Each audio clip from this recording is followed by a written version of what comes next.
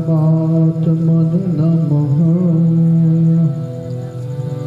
हरि ओम श्री परमात्मने नमः। मंगलं भगवान विष्णु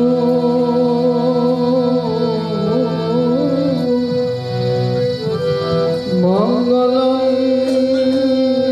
गरुड़ध्वज मंगलं पुंडरीकाक्ष मंगलाय तनु हरि।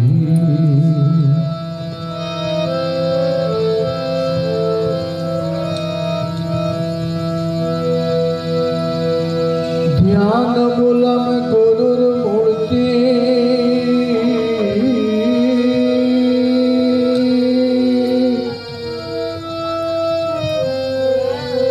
पूजा मूलम गुरुपदम मंत्र मूलम गुरुर्वाक्यम मोक्ष मूलम गुरुकृपा। न गुरुरधिकं तप्तं न गुरुरधिकं तप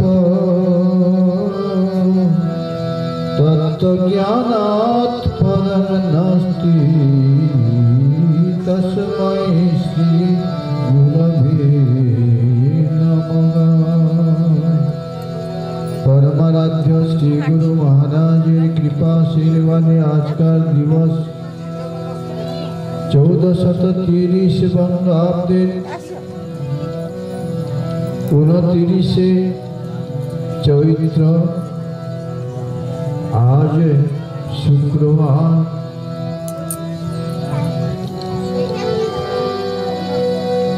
शुक्ल पक्षे आज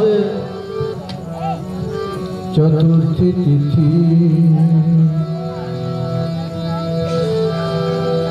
ब्रह्म ऋषि सत्यानंद सन्यास आश्रम गाढ़रश्री पहाड़ बेल पहाड़ी झाड़ग्राम पश्चिम बंग भारतवर्ष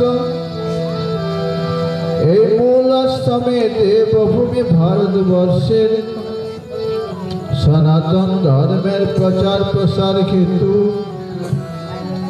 ভগবান পরমাত্মা অজন্মা হয়েও তিনি জন্মগ্রহণ করেছিলেন মানবের কুলে আদিগুরু শঙ্করাচার্য রূপে।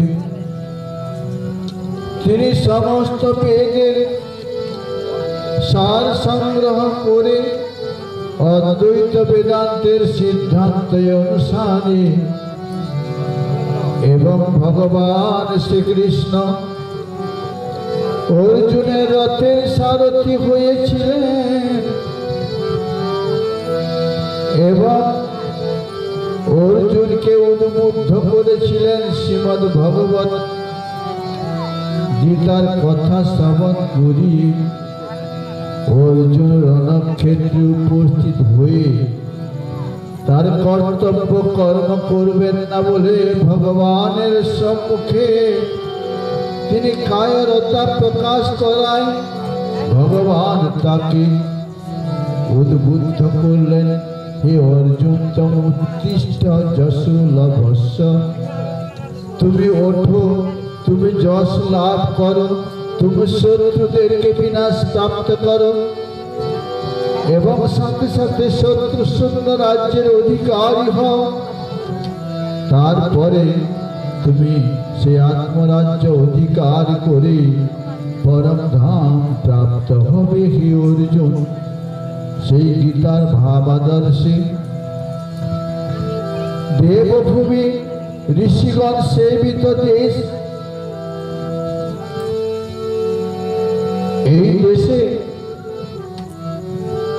কল্পযোগী বাবাজি মহারাজের বয়স 700 অতিক্রম হয়ে গেছে। তিনি যে ভাবধারা অবলম্বন করেছিলেন অনাদিকাল থেকে, সেই ভাব জগৎবাসীর সামনে প্রচার করার জন্য প্রেরণা দান করেছিলেন তার প্রিয় শিষ্য শ্রী শ্রী শ্যামাচরণ লাহিড়ী মহাশয়কে। সেই সাধনা হলো সহজ ক্রিয়াযোগ। তার ভাবধারায় অবিভক্ত মেদিনীপুর জেলায় অবস্থিত ঝাড়গ্রাম মহকুমা এবং গিধি গ্রামে জগদানন্দ সহজ ক্রিয়াযোগ সাধন কেন্দ্রের 24তম বাৎসরিক মহাঅধিবেশনে উপস্থিত এই সভাস্থলে সাধু সজ্জন মণ্ডলী, ভক্তিমতী মাতৃমণ্ডলী, ক্রিয়াবান সাধক সাধিকাগণ, আধ্যাত্মিক পথের পথিক এবং জীবন জিজ্ঞাসার সারতত্ত্ব গবেষক সকলের প্রতি সাধুবাদ। ওম নমো নারায়ণম।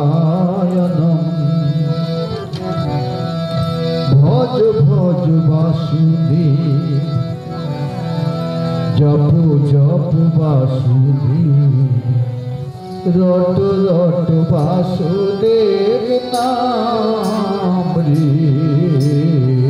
ভজ ভজ বাসুদেব, জপ জপ বাসুদেব, রট রট বাসুদেব নাম রে। বলো ভজ ভজ বাসুদেব, জপ জপ বাসুদেব, রট রট বাসুদেব নাম রে। जो जननी सिदेन वासुदेव रटते, जो जननी सिदेन वासुदेव रटते, मिल जाए परम धाम रे। भज भज वासुदेव, जप जप वासुदेव, रट रट वासुदेव नाम रे। वासुदेव गए माता, वासुदेव गए पिता, वासुदेव बंधु सखा, वासुदेव विधाता। वासुदेव गए माता, वासुदेव गए पिता, वासुदेव बंधु सखा, वासुदेव विधाता। वासुदेव गए आत्मा राम रे, वासुदेव गए आत्मा राम रे। भज भज वासुदेव, जप जप वासुदेव, रट रट वासुदेव नाम रे। भज भज वासुदेव, जप जप वासुदेव, रट रट वासुदेव नाम रे। बोली वासुदेव भगवान की जय। আমরা ধন্য হলাম এই দেবভূমি ভারতবর্ষের অধিকারী এই সূত্রে। পরমাত্মা কৃপা করে আরো ধন্য করে দিলেন আমাদের সবাইকে। আমরা শ্রীমদ ভগবদ গীতা পাঠ করার অধিকার প্রাপ্ত হয়েছি।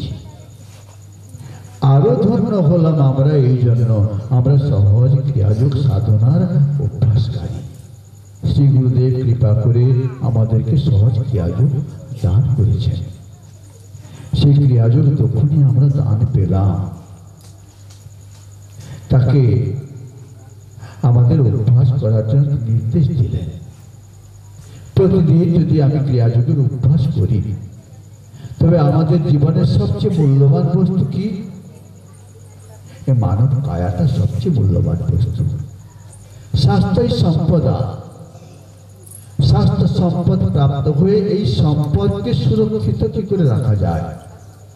অনন্তকাল থাকবে না, যে জন্ম হয়েছে তার মৃত্যু অবশ্যম্ভাবী, কিন্তু যতদিন এই সংসারে বেঁচে থাকবে ততদিন পর্যন্ত দেবহিত যদায় আমরা দেবহিত কর্মগুলো সম্পাদন করে যতদিন আমি আয়ু প্রাপ্ত হয়েছি ততদিন সুখে থাকবো, শান্তি থাকবো এবং নিজের আত্ম অনুভব করবো।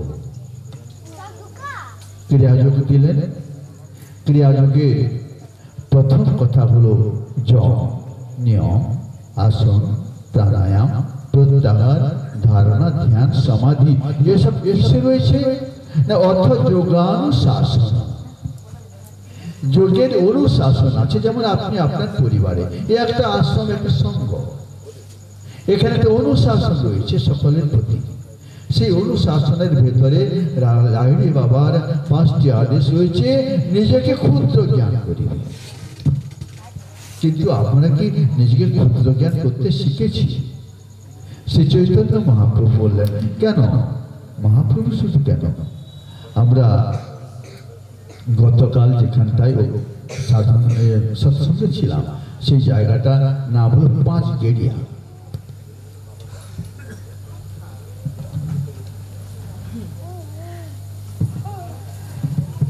সেই গ্রামের নাম হলো 5 গেড়িয়া।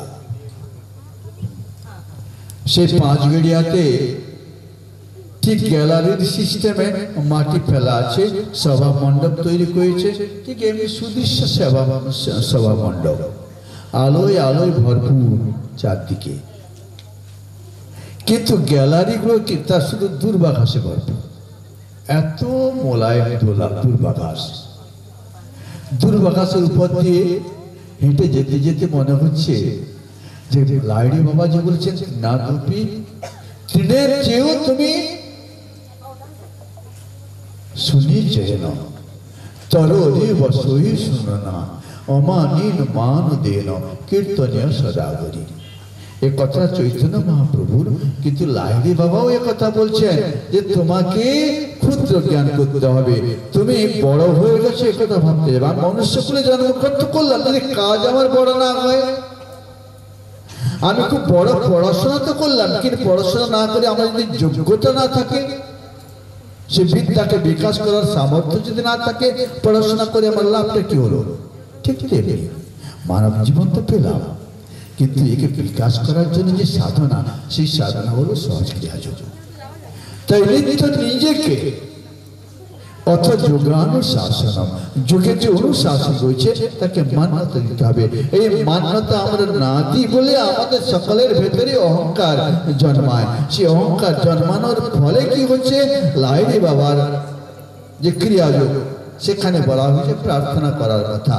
অভিমান প্রভাব বিমর্দ কবি গতিহীন জনে তুমি রক্ষ কবি চিত শঙ্কিত বঞ্চিত ভক্তি ধনে গুরুদেব দয়া করো দীন জনে অভিমান প্রভাব বিমর্দ কবি। যদি আমরা নিত্য ক্রিয়াযোগের অভ্যাস করি, তবে আমার ভেতরে যে অভিমান বাসা বেঁধে আছে, যে অভিমানের ফলে আমি নিজের জায়গায় পৌঁছাতে পারছি না, আমি আধ রাস্তা থেকে বারবার জন্ম জন্ম আমি ফিরে আসছি, সে অভিমান বিমর্দন হবে কখন? যখন আমি সেই ক্রিয়াযোগের অভ্যাস করে তার সার্থকতা প্রাপ্ত করব। বিমর্দক হবে, অভিমান প্রভাব বিমর্দক হে গতিহীন জনে তুমি রক্ষক হে। গতিহীন, গতি আমরা আমাদের যে রাস্তা, সে রাস্তায় ঠিক যাচ্ছি না, উল্টা রাস্তায় যাচ্ছি বলে ভেদ বিভেদ, কত কি ঝামেলা দ্বন্দ্ব, কত কি সৃষ্টি হচ্ছে, আমরা সঠিক রাস্তায় চলছি না। যদি আমরা ক্রিয়াকে সঠিক ভাবে করতাম, যেমন আধ পড়ুয়াদের হয়ে থাকে, যারা আধ পড়ুয়া আধা ডাক্তারি শিখলো, আধা গান শিখলো, আধা নাচতে শিখলো, পুরা শিখলো না, আধা চাষবাস করতে শিখলো। সেদিন দেখে এলাম একজন চাষি, তার পাশাপাশি জমিন সব সবুজ হরা ভরা হয়ে আছে, আর তার চাষিটার জমিটা কি হয়েছে জানেন, পুরো লাল হয়ে গেছে।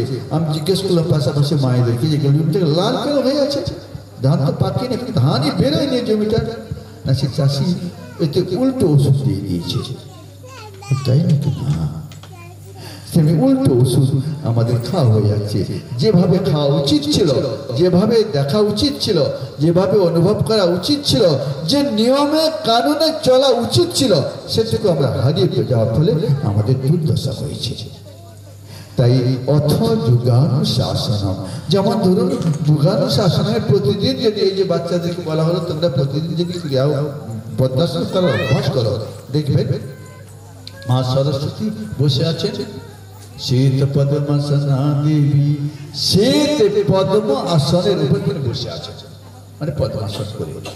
আবার যখন ব্রহ্মাজি উৎপত্তির যিনি কর্তা, তিনি ভগবান বিষ্ণু নাভি কমলে পদ্মের উপরে তিনি বসে আছেন। অথচ পদ্মাসনের যে কত মহিমা, না করলে 1 ঘন্টা করে নিলাম, 15 মিনিট করে নিলাম, হয়ে গেল, তা না, হবে। দেখুন না, দেখুন না, আপনার সামনে গুরুদেব বসে আছেন, তাকে দেখতাম ঠাকুর দেওয়া উৎসবে যখন তিনি যেতেন 4 ঘন্টা 5 ঘন্টা করে ওই বসে থাকতেন। স্বামী সত্যানন্দগিরি মহারাজ চুপচাপ বসে থাকতেন। অতএব শান্তম শিবম অদ্বৈত, এই যে একটু আগে আপনারা সব ধ্যান করলেন, কার ধ্যান করছেন? যিনি শান্তম শিবম অদ্বৈতম, যিনি সর্বত্র ব্যাপ্ত ভরপুর হয়ে রয়েছেন, সেই পরমাত্মা বাসুদেব। অতএব তাকে প্রাপ্ত করতে হবে। যদি মানুষ হয়ে আমরা তাকে প্রাপ্ত করতে না পারলাম, তবে আমাকে আবার ইহচেদ বেদি দত্ত সত্যমস্তি, ইহচেদ ইহান বেদি মহতি বিনষ্টি, ভূতেষু ভূতেষু বিচিত্র ধীরা প্রেতাসমা লোকা মহতি ভবন্তি। বলছেন এই জন্ম লাভ করে যারা সে আত্মজ্ঞান প্রাপ্ত হলো না, তাকে পাওয়ার যত্ন না করে মাঝখানে সে ভটকে গেল, তাকে আবার সে নরকে ঠেলে দেওয়া হবে। ঠেলে দিয়ে কি হবে? আর সেখান থেকে ওঠা সহজ নয়, তাই হয়ে যায়। তাই সকলের জীবনে এই দুর্দশা ঘটে বলে পুনরপি জননম পুনরপি মরণম পুনরপি জননী জঠরে শয়নম ইহ সংসারে খলু দুস্তারে কৃপয়ায় পারে পাহি মুরারে ভজ গোবিন্দম ভজ গোবিন্দম গোবিন্দম ভজ মূঢ়মতি ভজ গোবিন্দম। আমরা গাড়রাসিনী পাহাড়ে শ্রী গুরু মহারাজ চলে এলেন তার গুরুদেবের আশ্রম থেকে। ক্রিয়াযোগ সাধন করে জীবনে অনুভব করতে হবে, এই জীবনে অনুভব করতে হবে আমি কে, কোয়ম কোস্তম কুত আয়াত, আমি কে, কোত্থেকে আমি এসেছি, কোথায় আমি প্রয়াণ করব, মৃত্যুর পরে আমার কি হবে, এই জানতে হবে। চলে এলেন, তপস্যা করলেন। আবার কিরকম জায়গা আপনারা নিশ্চয়ই শুনেছেন, জগদানন্দ চরিত পাঠ করে প্রত্যক্ষ বহু মানুষ দেখেছেন। এই আপনার এই যে জাপানি মা পাঠ করে গেল দ্বাদশ অক্ষর, বাসুদেব মন্ত্রের দ্বাদশ অক্ষর পাঠ করে গেল সেই ভাগাবাদের, তিনি ভাগাবাদের মেয়েও আর ভাগাবাদের বৌমাও। সেই ভাগাবাদ থেকে অনন্ত দূরে সাপের ভেতরে, বাঘের ভেতরে, ভালুকের ভেতরে, হাতির ভেতরে তিনি বসে তপস্যা করলেন। অথচ তারা কেউ কিছু ক্ষতি করতেই পারেনি। সাধারণ মানুষ সন্ধ্যার পূর্বে যে পাহাড়ে উঠতে পারে না, এত ভয়স্পদ ভূমি, কিন্তু তিনি কি করে করলেন? কি আমার শক্তি, সকলের ভেতরে সেই শক্তি লুকিয়ে রয়েছে, তাকে বিকাশ করার জন্যই এই সহজ ক্রিয়াযোগকে সাধন করতে হবে। করলে আপনি কি বুঝতে পারবেন আমি কে। কুলকুণ্ডলিনী ঘুম ভঞ্জকগে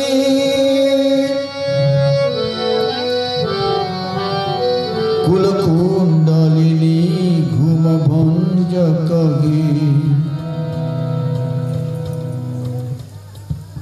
সে আমার ভেতরে শুয়ে আছে, তার ঘুম ভাঙাতে হবে। কি করে ঘুম ভাঙাবেন? যখন কোনো মা তার সামনে বাচ্চাটা ঘুমিয়ে রয়েছে, তাকে ঘুম থেকে তুলতে যায়, তখন উঠরে উঠরে তার গায়ে হাত বোলানো, মাথায় হাত বোলানো, পায়ে সুরসুরি দেওয়া, কত কি, তাকে কষ্ট করে করে তুললো ঘুম থেকে। যদিও ঘুম থেকে উঠল, সে মায়ের কোলে আবার শুয়ে পড়লো। তখন মা তাকে স্তন পান করালো, তারপরে সে অনেক ঘরে মেটমেটি করে তাকাতে শুরু করলো।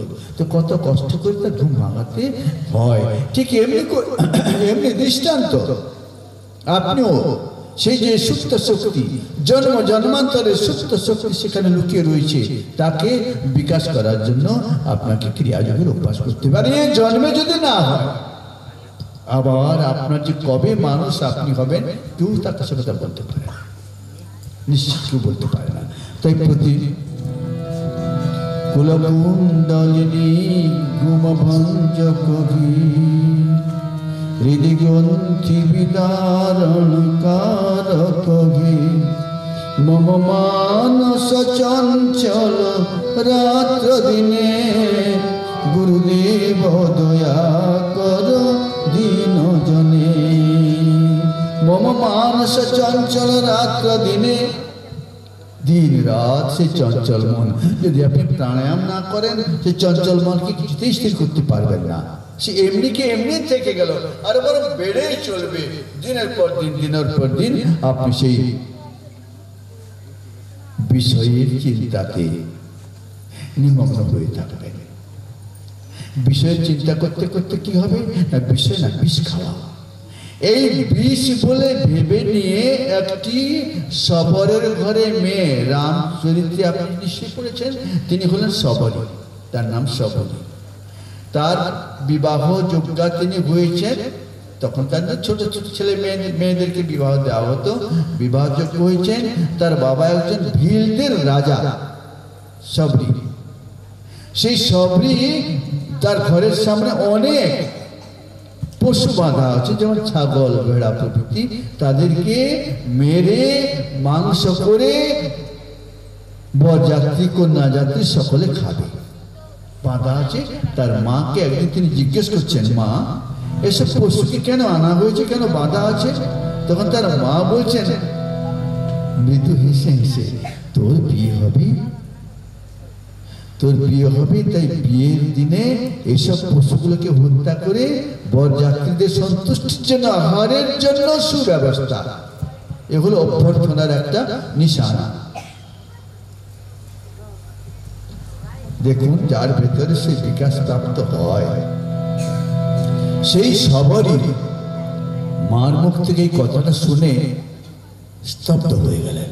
কি বলছেন না, আমাকে নিমিত্ত করে পশুদের হিংসা, অহিংসা। ধর্মের প্রথম শ্রেণী হলো অহিংসা, সত্য, অস্তেয়, ব্রহ্মচর্য, অপরিগ্রহ। এটা কোথায় লেখা আছে আপনারা জানেন? কোথায় আছে? অহিংসা, সত্য, অস্তেয়, ব্রহ্মচর্য, অপরিগ্রহ আপনার স্তোত্রমালাতে আছে না? পাতঞ্জল যোগ দর্শনী সূত্রে এই কথাটা লেখা আছে। তাই হিংসা করিবে না। কাউকে তুমি হিংসা করছো, সেই হিংসা দিন দিন দিন দিন বেড়ে চলবে। আর বেড়ে চললে কি হবে? আপনি নিজেই দিন দিন হিংসার জ্বালায় জর্জরিত হয়ে যাবেন। তাই সে ভিল মেয়েটি, সে মনে ভাবছে আমাকে নিমিত্ত করে এত পশু হিংসা আমি চাই না। তিনি দেখেছিলেন, কি দেখেছিলেন? এই সকলের ভিতর সে পরমাত্মা বিরাজমান, তাকেই হিংসা করা হবে প্রকারান্তরে। ব্যাস, जो मां पश्यति सर्वत्र, श्रीमद् भगवद गीताয় বলা হচ্ছে, जो मां पश्यति सर्वत्र सर्वं च मयि पश्यति तस्सहं न प्रणश्यामि स च मे न प्रणश्यति। সে কখনো বিনাশ প্রাপ্ত হয় না। কে? যে আমাকে সর্বত্র দেখে, সকলের হৃদয়ে রেখে। ভগবান নিজেই বললেন যে আমি সকল প্রাণীর হৃদয়ে নিবাসকারী। আমার অন্য কোথায় কথা, সর্বত্র থাকি, তবু সকল প্রাণীর হৃদয়ে আমি আছি, বললেন ভগবান নিজেই। তাই সবরই এই কথাটাকে জেনে এবং তাকে জীবনে আরোপ করে, যে কথাটা সত্যি। একবার একটা আশ্রমে দীক্ষা দেওয়া হচ্ছিল, গুরুদেব দীক্ষা দিচ্ছেন, দিয়ে সকল বুঝিয়ে দিয়েছেন, কথা সব বোঝানো হয়ে গেছে যে তোমার ভেতরে তুমি সেই ব্রহ্মস্বরূপ হও, তুমি দেখো সর্বত্র সেই ব্রহ্মসত্তা রয়েছে বলে দিয়েছেন। এরপর যখন প্রসাদ দিচ্ছেন সকলকে যে তুমি এই ফলটা পূজা করলে, এই ফলটা নিয়ে যাও, তুমি লুকিয়ে খেয়ে নেবে যেন কেউ না দেখে। হয় না দীক্ষার সময় ফল নিজেরা নিয়ে গিয়ে লুকিয়ে লুকিয়ে খায়, এমনকি তোমার ছেলেকেও দেওয়া যাবে না, লুকিয়ে খেতে হবে। তখন সব যে যার মুখ ঢুকিয়ে ওই ঘরের ভিতরে ঢুকে কে আড়ালে সেই ফলটা খেয়ে যাচ্ছে। কিন্তু তার ভিতরে একজন গুরুদেবের সে কথাটাকে সত্য বলে ভেবে নিয়েছিল, সর্বত্র সেই পরমাত্মা রয়েছে। আর যেখানে সে খেতে যায় সেজন দেখতে পাচ্ছে তাকে, সে পরমাত্মা তার চোখ দুটি দিয়ে তাকে তাকিয়ে আছে। সে কিন্তু আবার লুকিয়ে দিল, ফলটাকে হাতে ধরেছে, লুকিয়ে দিল, বলে আরে তো দেখতে পাচ্ছি আমাকে। সেখান থেকে সরে পড়লো, আবার চলে গেল আরেক জায়গায়, বনের ঝোপের ভেতরে। সেখানে কি যে খাবে সে দেখতে পেল বনের ভিতরে সেও আছে, তার পরমাত্মাকে দেখতে পাচ্ছে। সেখান থেকে লুকিয়ে পালিয়ে এলো।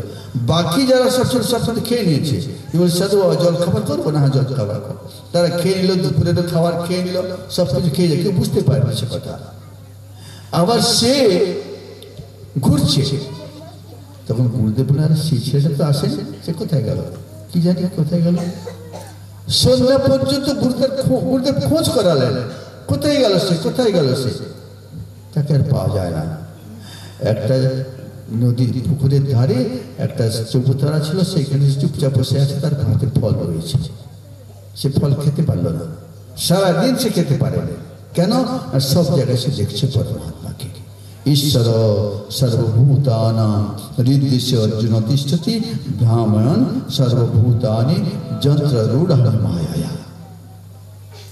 অতএব যেমন হারমোনিয়াম, এ হারমোনিয়াম পড়ে আছে, এ হারমোনিয়াম পড়ে আছে, সে হারমোনিয়াম পড়ে আছে, কিন্তু হারমোনিয়ামে সব কিছু আছে, সুর আছে, সব বাজানো যন্ত্রপাতি সব ঠিক আছে।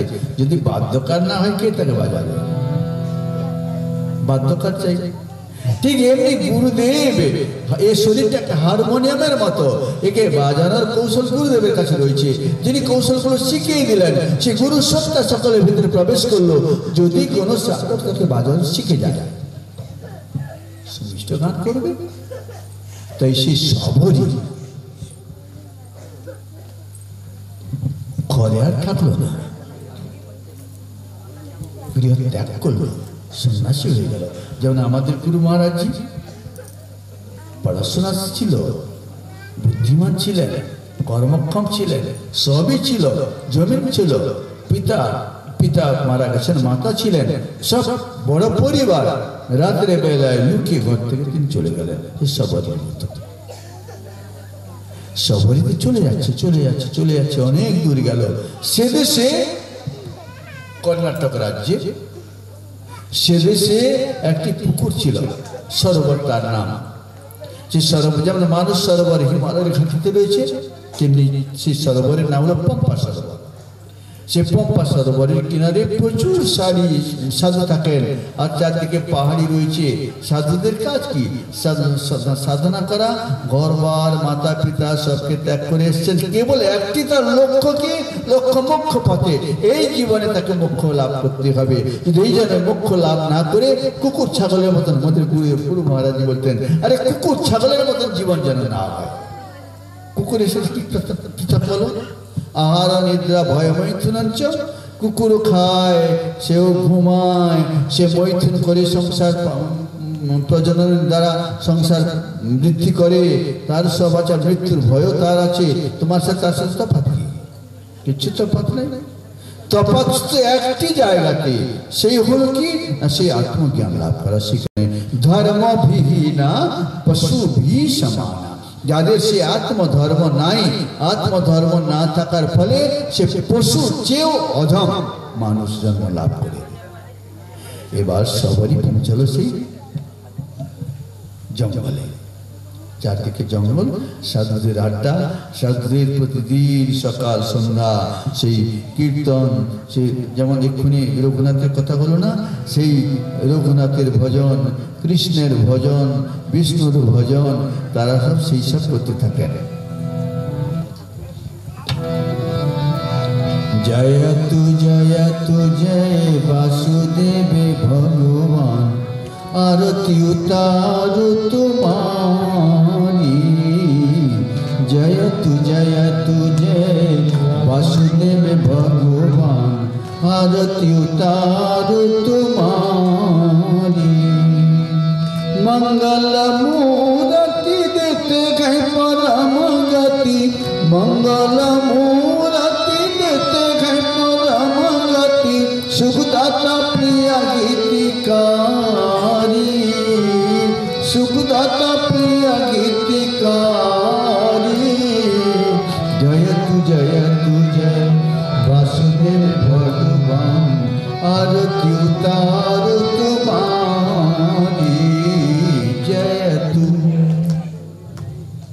सबरी गुरुदेवेर आश्रमे पहुंचालो गुरुदेवेर आश्रमे कीर्तन होच्छे आरती होच्छे गान होच्छे भक्त लोक आसছে साधुर नाम हलो मातंग ऋषि मातंग माने हाथी तार नाम मातंग तुरंग हलो हरिण भुजंग हलो साप भृंग हलो भ्रमर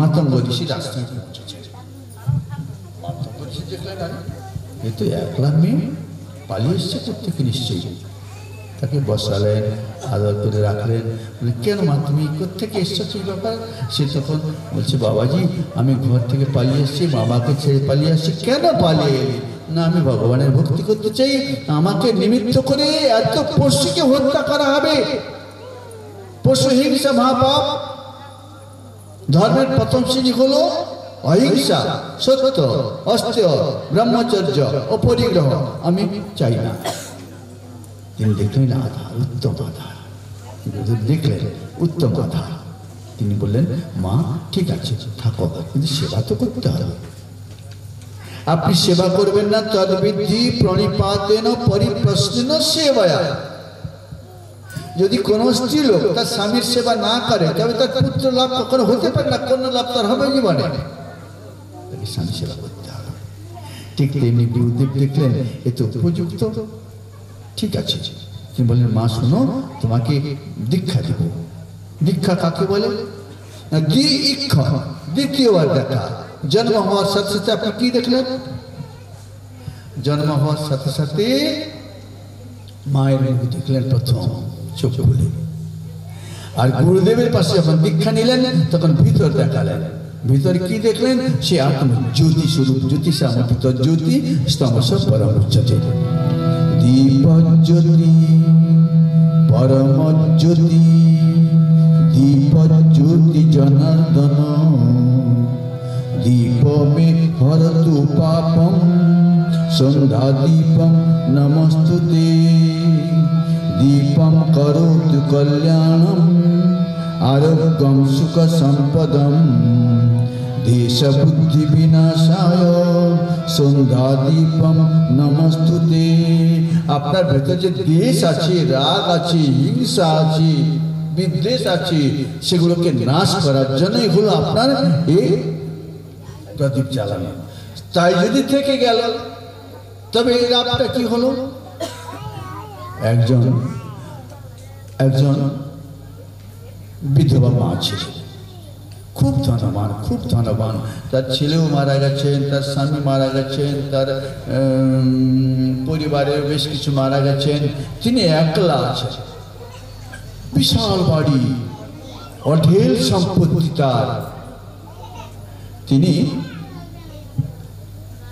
দেখতে পেলেন তার চোখে কম দেখা যাচ্ছে যেমন বয়স হলে তো হয় চোখে ছানি পড়ে যায় এরকম অবস্থায় এসেছে তিনি ডাক্তারকে ডাকলেন প্রচুর সম্পত্তি তার ডাক্তার এসেছেন ডাক্তার এসে তাকে চিকিৎসা করতে শুরু করলেন বললেন বাবাজি কতদিনে আমার চোখটা সেরে যেতে পারে না মা শোনো তোমার 5 সপ্তাহে সেরে যাবে আচ্ছা ঠিক আছে বলে তুমি আর কেন যাবে আমি তো একলা থাকি তুমি এইখানে থাকো কদিন 5 সপ্তাহ আর এইখানে খাওয়া দাওয়া করবে আর আমাকে চিকিৎসা করবে ওষুধ দিবে ঠিক মতন না ঠিক আছে ঠিক এমনি মানে তিনি ঠিক দেখতে পান না আর কি সে তো অন্ধ দেখতে পাচ্ছেন না তো 5 সপ্তাহ তো সে আছে তারপরে ডাক্তার দেখলে তো দেখতে পাচ্ছে না, তখন তারপরে ভালো ভালো টেবিল, ভালো ভালো থালা, ভালো ভালো আসবাবপত্র, ভালো ভালো গয়না সব তার ঘর নিয়ে চলে যাচ্ছে। ধীরে ধীরে সে আছে, গ্রামের লোক ভাবছে সে আছে, চিকিৎসা করছে। 5 সপ্তাহ হয়ে যাওয়ার পরে তার রোগ কিন্তু চোখটা সেরে গেল। সেরে গিয়ে সে বলছে, বাবাজি আপনি তো বলছিলেন 5 সপ্তাহতে সেরে যাবে, 5 সপ্তাহ হয়ে গেল, কিন্তু আপনি দেখতে পাচ্ছি না। বলি কি, আমার ওষুধটা অব্যর্থ ওষুধ, এ তো খেলে তো সেরে যাওয়ার কথা, কেন হয় না? আমরা কিছুই দেখতে পাচ্ছি না। কি দেখতে পাচ্ছি না মানে? তার ঘরে যে আসবাবপত্র সব ঘর চারদিকে ভরপুর ছিল, সে নাই, ডাক্তার নিয়ে ফেলে গেছে। তাহলে কিছু তো দেখতে পাচ্ছি না। ঠিক তেমনি ক্রিয়াযোগ্য করলে যদি সঠিক কেউ ক্রিয়াযোগ্য সে দেখতে পাবে, নিজেকে দেখতে পাবে, নিজের ভেতরে দেখতে পাবে, সে আত্মাকে দেখতে পাবে, অনুভব তার হবে। কিন্তু হচ্ছে না কেন? না হওয়ার প্রধান কারণ হলো ওই রোগ সারে কি রোগ? ওই ভবরোগটি তার থেকে গেছে। ওই কাম, ক্রোধ, লোভ, মোহ, মদ, মাশ্চর্য, এই যে বিকারগুলো, এই বিকারগুলো নাশ করার জন্যই আপনার প্রতিদিনের ক্রিয়াযোগের সহজ অভ্যাস। সহজং কর্ম কৌন্তেয় সদস্য অপিনত্যাজে। হে অর্জুন, তোমার সাথে যেসব এসছে একে তুমি ত্যাগ করো। সহজং কর্ম কৌন্তেয়, একে ত্যাগ করে রেখেছে, একে ত্যাগ করো না। না ত্যাগ করে সেই শ্বাস প্রশ্বাস, এই যে আগে বক্তাগণ বলে গেলেন, শ্বাস প্রশ্বাসের কাজটা তুমি করো, অর্থাৎ প্রাণায়াম তুমি করো।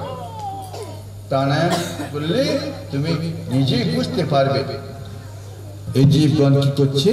সেই কথা এখানে একটি সঙ্গীত রয়েছে। এই সঙ্গীতের পুস্তকের নাম হলো গিরিগুহা কুঞ্জন। ব্রহ্ম ঋষি সত্যানন্দ সন্ন্যাস আশ্রমের গীতা প্রচার মণ্ডলী প্রভৃতি সাধক সাধিকাগণের, ক্রিয়াবান সাধকের দ্বারা এটা প্রকাশিত হয়েছে। তার ই বিভাগে 18 নম্বর সঙ্গীত। আর সঙ্গীতের নাম হলো ইন্দ্রিয়ের পূজা করে।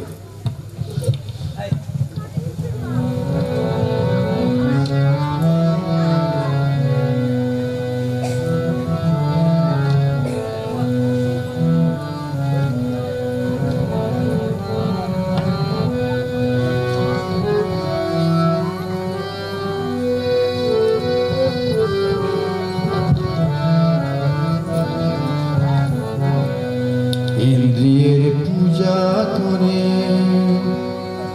দেখো তুমি, বিষয় ভোগে নগে তৃপ্ত, বিষয় ভোগে নগে তৃপ্ত, জন্মে জন্মে এ বাসনায় বদ্ধ, যাহার সংস্কার থাকে সুপ্ত, যাহার সংস্কার থাকে সুপ্ত। ইন্দ্রিয়ের পূজা করে দেখো তুমি, বিষয় ভোগে নগে তৃপ্ত, বিষয় ভোগে নগে তৃপ্ত, জনমে জনমে এ বাসনায় বদ্ধ, জনমে জনমে বাসনায় বদ্ধ, যাহার সংস্কার থাকে সুপ্ত, যাহার সংস্কার থাকে সুপ্ত। ইন্দ্রিয়ের পূজা করে, ইন্দ্রিয়ের পূজা করে দেখো তুমি, বিষয় ভোগে নগে তৃপ্ত, জন্মে জন্মে বাসনায় বদ্ধ, যাহার সংস্কার থাকে সুপ্ত, যাহার সংস্কার থাকে সুপ্ত।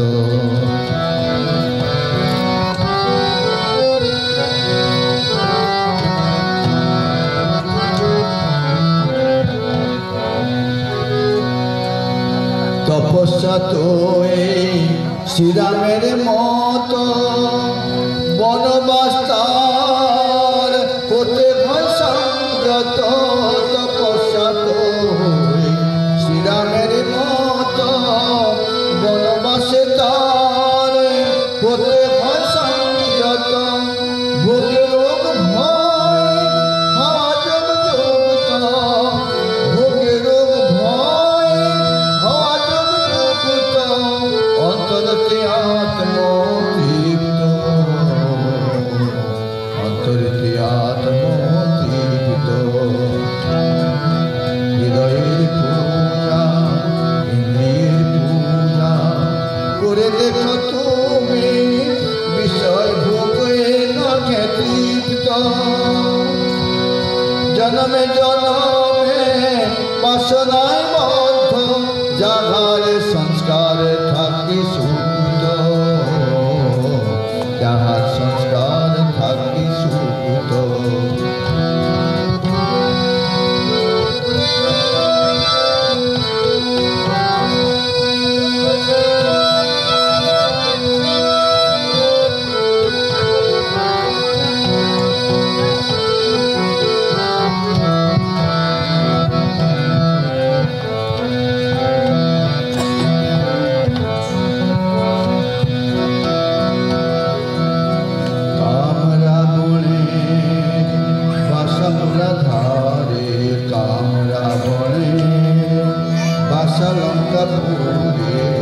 বহুদূরে নয় দেখে আছে মূলাধারে কামরা বনে বাসালঙ্কাপুরে বহুদূরে নয় দেখে আছে মূলাধারে গুরুদত্তবিদ্যা সাধনের জোরে গুরুদত্তবিদ্যা সাধনের জোরে ব্রহ্মবাণে হওয়া জীবন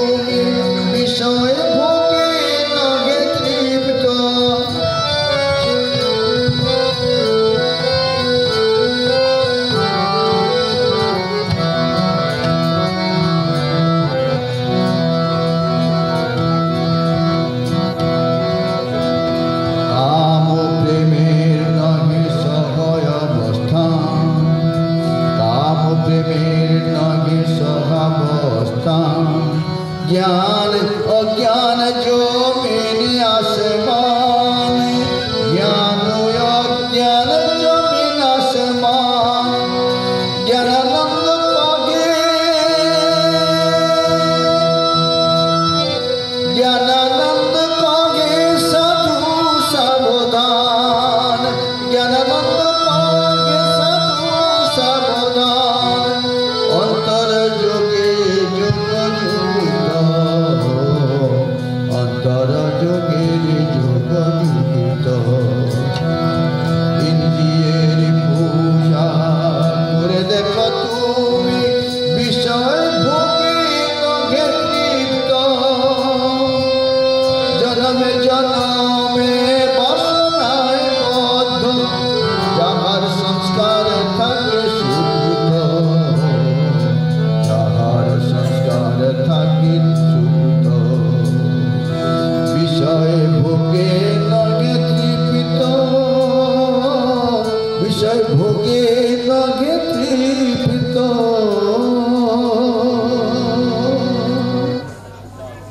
শবরী গুরুদেবের আশ্রমে চলে এলেন তিনি আদিবাসী ঘরের মেয়ে তাই অন্যান্য যেসব সাধুগণ ছিলেন সেখানে জলের ব্যবস্থা সেই পম্পা সরোবর সেই জলে সকলেই স্নান করে সেই জল তখনকার দিনে সকলেই পান করে কিন্তু সেই জলে সেই আদিবাসী মেয়েটি যিনি সাধিকা গুরুদেবের কাছে এসেছেন দীক্ষা নিয়েছেন গুরুদেব তাকে রঘুনাথের মন্ত্র রাম মন্ত্র দিয়েছেন। সীতারাম সীতারাম রাম মন্ত্র তিনি পেয়েছেন। এই বলছেন বড় সরল সাদা সিধা মানুষ, যারা সাধু হয় তারা সাধু মানে সরল সাদা সিধা, তার ভিতরে কোনো কূট চাল কিচ্ছু নেই, কপটতা নেই। বলছেন গুরুদেব রাম দর্শন দিবেন? বলে হ্যাঁ রে মা, রাম তোমার ঘরে এসে দর্শন দিবেন, তোমাকে যেতে হবে না রাম খুঁজে খুঁজে তীর্থে তীর্থ সেই তীর্থ খুঁজতে হবে না, রাম তোমার ঘরে আসবে। সবরই বিশ্বাস করে নিল। তারপরে কি হলো শুনুন। তারপরে আশপাশে যত সাধু ছিলেন তারা কিন্তু গিয়ে মাতঙ্গ ঋষির কাছে নিবেদন করলেন, হে ঋষিবর, তিনি সেখানকার প্রধান সাধু ছিলেন, হে ঋষিবর এই আদিবাসী মেয়েটা সবারই এতে জল করছে, স্নান করছে, এই জল আমরা ব্যবহার করব না, সমস্যা। তখন তারা বলে চলে গেল। তখন সাধু বাবা বলছেন মারি সাধনার পথ কষ্টকর, যদ অগ্রে বিষমিব পরিণামে অমৃতপমম তৎসুখং সাত্বিকং ভুক্ত আত্মবুদ্ধি প্রসাদজম। যা করতে করতে কষ্ট হবে, এই ধর্মের পথ কষ্ট হবে, তুমি অন্য ব্যবস্থা না, আমার এখানে রোজ না এসে তুমি বলে দিলেন, যুক্তি দিয়ে দিলেন তুমি রাতের বেলা এসো বলে দিলেন।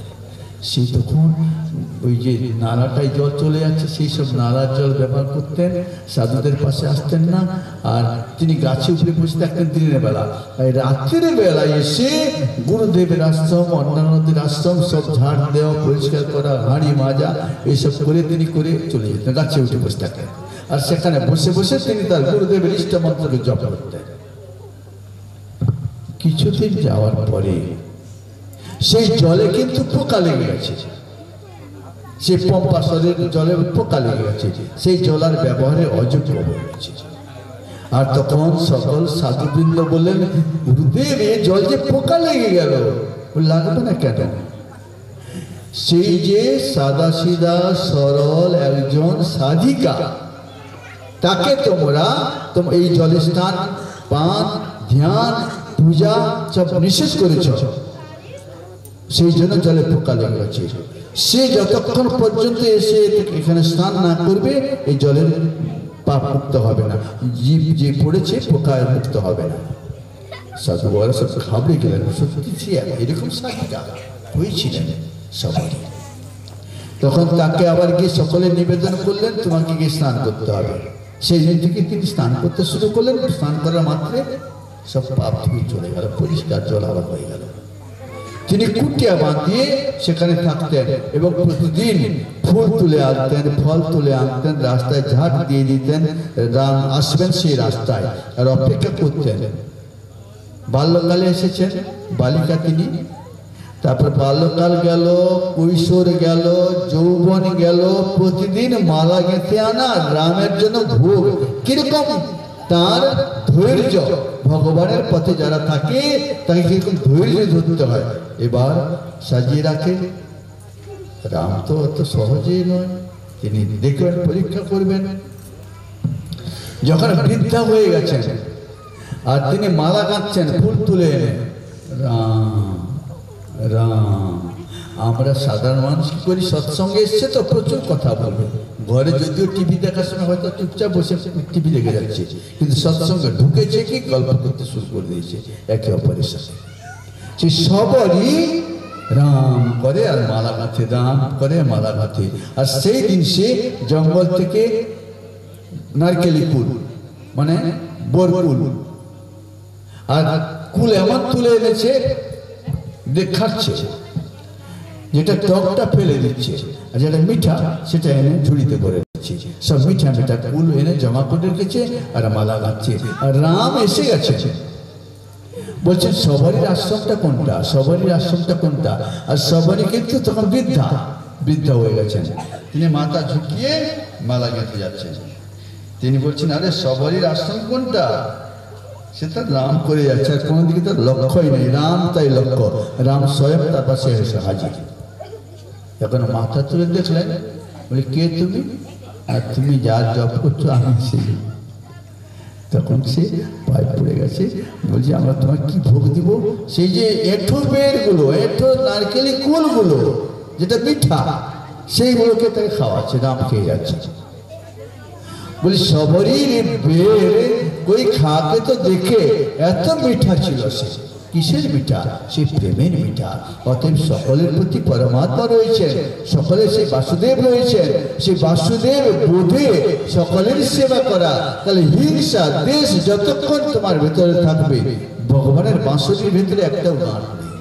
ভগবান যে বাঁশুরি ছিল তার গাঁট ছিল না, ফলে ভগবান তাকে কখনো হাতছাড়া করতেন না। সব সময় খেতে উঠতে বসতে সবসময় কোমরে গুঁজে রাখতেন। তাই মানব জীবন পরমাত্মা দিয়েছেন সেই আত্মজ্ঞান লাভ করার জন্য। ভজ ভজ বাসুদেব, জপ জপ বাসুদেব, রট রট বাসুদেব নাম রে। ভজ ভজ বাসুদেব, জপ জপ বাসুদেব, রট রট বাসুদেব নাম রে। जो जननी से देव वासुदेव जपते, जो जननी से देव वासुदेव जपते, मिल जाए परम धाम रे। भज भज বাসুদেব, জপ জপ বাসুদেব, রট রট বাসুদেব নাম রে। भज भज वासुदेव, बोले वासुदेव भगवान की जय। অতএব সহজ ক্রিয়াযোগ সাধনা অভ্যাস করে করে নিজের স্বরূপ আত্মা সেই বাসুদেবকে অনুভব করারই এক সহজ সরল রাস্তা। এই জীবনের সার্থকতা, এই জীবনের সার্থকতা সেই তাকে হৃদয়ে অনুভব করা। সকলের প্রতি সাধুবাদ। ওম নমো নারায়ণ।